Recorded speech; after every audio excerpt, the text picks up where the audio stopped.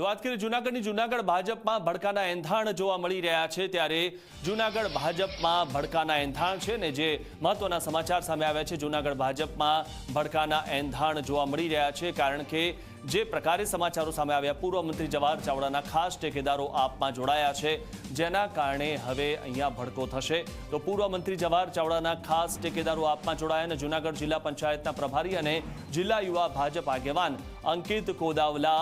સહિતના લોકો આમ આદમી પાર્ટીમાં જોડાઈ ગયા 450થી વધુ કાર્યકર્તાઓ આમ આદમી પાર્ટીમાં જોડાયા છે ગોપાલ ઇટાલિયાના હસ્તે આપનો ખેસ ધારણ કર્યો છે તો પ્રદેશ ભાજપના કારોબારી સભ્ય અને સમસ્ત સગર સમાજના પ્રમુખે ભાજપ છોડતા હવે ભડકો થયો છે માળિયામાં યોજાયેલી આપની સભામાં ભાજપના નેતાઓ કાર્યકર્તાઓ આમ આદમી પાર્ટીમાં જોડાયા છે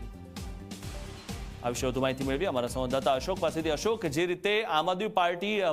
હવે તેનું સંખ્યાબળ વધી રહ્યું છે અને ભાજપમાં જે રીતે ભડકો થયેલો જોવા મળી રહ્યો છે શું આમ આદમી પાર્ટી હવે મજબૂત થતી જોવા મળી રહી છે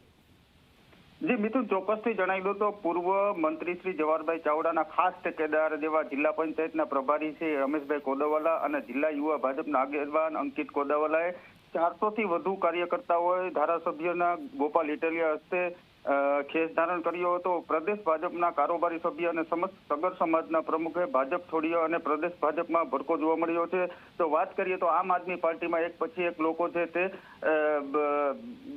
જોડાઈ રહ્યા છે જી જી આભાર અશોક માહિતી આપવા બદલ।